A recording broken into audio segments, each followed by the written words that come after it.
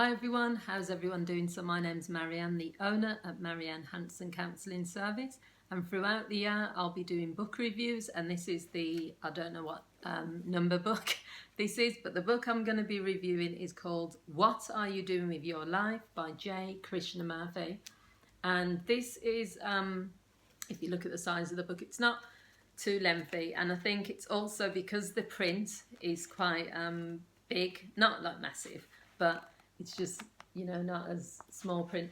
I really liked the book. This is one of the first books actually that I've read in terms of doing the book reviews, because I've been reading the books just continuously, and then I've been making the book review videos as and when. So this book is basically just talking about what is the significance of life, how do I live life to the fullest, and it's got quite a lot of things in it. You can see from all of my notes. I'm going to try and keep it not as long as it could be, because I really liked the book. I gave it 8 out of 10, and some of the things in the book are things around understanding your life. So I've got some quotes that I just put. The whole first page was just about quotes and just sound bites from the book. So to understand life, you have to understand the way your minds work. It talks about the conscious and the unconscious. We need to acquire self-knowledge and self-awareness. You need to transform yourself so that you can transform the world. It talks about just this idea of asking yourself, what do you want from life? Because most people, it's saying, are seeking happiness and peace, but it's saying that happiness is a derivative or a byproduct of something else. You can't find it. So that was really, even though some of the things he's talking about are simple and you've heard them before, it's the way that he's just straight to the point, and you think, it makes you think, because it's true. You can't find happiness. It's within you. It says you can find gratification from things that buy you happiness or things that create happiness, but you can't find it. It says happiness is not a thing that is pursued. It comes to you. If you seek it, you will evade it. If you keep seeking happiness through relationships or through things or through situations, you'll never find it. But if you just accept that you can create happiness from within, then you will always have it. So it says there's a desire for security. One can understand this desire when you meet a wild animal or a snake, or you watch when you cross the road. There's no other form of security. This part was, I think sometimes when I'm doing these reviews, because I'm reading what they've put, and I don't know if I'm always putting it across in the best way, but this was one of the key parts for me that just made me stop and think. It was talking about this idea that there's no psychological security. You have to realise that security comes from within yourself, because it says, and that's why when we use this term that I have a secure job, or I have a secure relationship, or I get security from my marriage, what he's trying to say is that that's not where the security is coming from. He's saying that you, because I'm just interpreting like a little bit, but he's saying that you have to create that security within yourself. And this is probably part of like what I do as a counsellor and a coach, I suppose. I try to help people to get the confidence from within, to build resilience, so that they're not then saying that if the government puts up the rents on houses, or if my partner leaves me, or if this happens or this happens, then I'll lose everything. You don't. If you think of it in terms of your own security, by having savings and by managing your money, then when situations arise, you have the, not safety net, but you have a result. What's the word called? You have a solution to that. When someone leaves you, it doesn't mean that you are left thinking that that's it, that's my life is over with. It's just, it was deeper than that, but it's just, for me, it just hit a chord, because I was thinking, yeah, there are lots of people that just keep saying, that's my security, that is my security, but it's not really. It's talking about living with what is. Just live in a state of, it is what it is, this is what's happening. You can navigate life in different ways, but if you just accept that some things are the way they are, you're never going to get more than 24 hours in a day. There's always going to be daytime and nighttime. The seasons are going to change. They're going to bring with it, falling of the leaves. There's going to be winter. It's going to be cold. Then it's going to be summer. Depends on what country you live in. Will depend on how much of that you get. There's certain things are just what they are. And whereas people are in this form of distress sometimes because they're trying to change what is, they're trying to navigate it, they're trying to understand it, and there's nothing you can do about it. There was a book what I read, which I might put on my reading list, The Power of Now, and it was just talking about this idea that a tree is a tree. It stood there. It does, it doesn't have to do anything. It's not counting.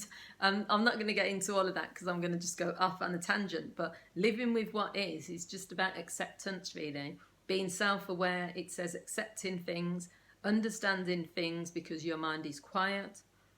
It says no amount of talking or being influenced or anything will make us change fundamentally. So unless we want to change situations or change our life, then it's not going to happen. People can't make you change. So that was one of the things in there. It says being dependent on someone or something is fear because you are afraid to be alone and to think things out for yourself or to try to find the meaning of your life. If you keep on depending on others when you have grown to maturity, it will make you incapable of thinking and being free. It's only when we do not seek inward security that we can live outwardly secure. Using another person as a means of satisfaction and security is not love. Love is a state in which there is no desire to be secure because it's a state of vulnerability. So that backs to the security thing, that you need to, there's a lot of people who are dependent on other people. I mean, even as adults, there are people that can't choose their own clothes for themselves. Their husband has to... I mean, the idea of someone picking out my clothes, I'd love to see someone, my husband or another person, say, I'm going to choose what you're going to wear because I think you're going to look better in that. How can someone decide what you look better in? It's the same as like things like... That's just one example, but it's also just this idea that it's good to... need people, and it's good to also get feedback from people, but I think we're living in a world sometimes where people are dependent on other people's opinion. If that person doesn't agree with something, then we're not going to do it. If that person talks us out of it, then we shouldn't do it, or we have to go and seek validation or seek reassurance from lots of different people. And I think it then causes you to not know what you want. If someone is telling you don't go for that job because it's not what you want to do, or don't study to become this type of person, or don't follow your musical career because you're too old, or because you're never going to make it. You've got children now, you shouldn't be doing that. That shouldn't be your dream. Why should you? Then you realise then you're not really doing what you want to do in life. So it talks about the difference between loneliness and being alone. It talks about state of isolation. It talks about, I'm not going to go through everything because there's so much things in here. If you're bored, it says be bored. If you're sad, be sad. Don't try to find a way out of it. You can try to understand the emotion, but you do more harm trying to escape from the emotion. Ask yourself, why are you bored? Why are you not interested in anything? What are the reasons, the causes? If you find out why you are bored, then you can solve the problem. So that's typical counselling or therapeutic type things, because a lot of times people are focused on escaping from the emotion that they're feeling. But if you're sad because there's a genuine reason for you to be sad, then why would you try to say that you can't be sad? If someone has just died, or if you've just had a really sad news, then of course you should be sad. It's natural to be sad. The difference is between sadness and then it spiraling into sort of depression or depressive state. But being sad, or being frustrated, or being angry, if that's the natural way that you're feeling, it says just ask yourself why you're feeling that way, and then you can do something about it. But you can also just sit with it. If you're frustrated, then sit with that frustration for a bit. You'll probably come to an answer as to why you're feeling that way.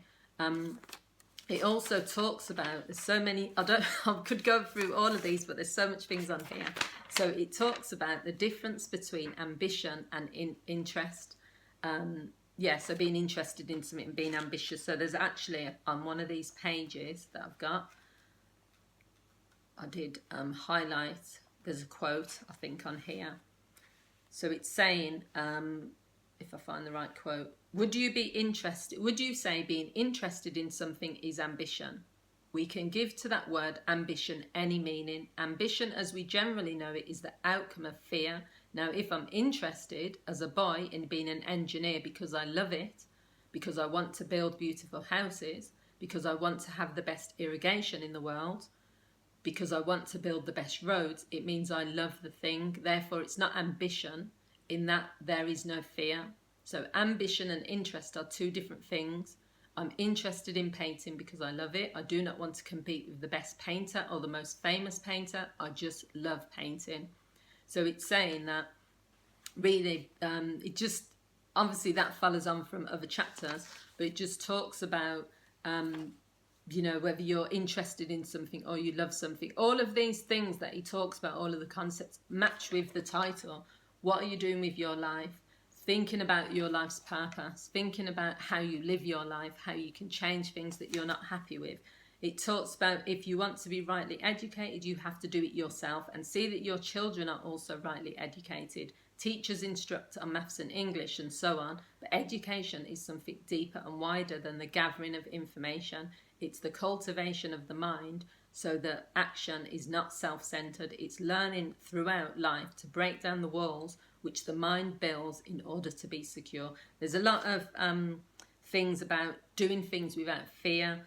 Don't conform to what your parents want you to do. That is one of the key things, I suppose, in life that people have the most regrets about.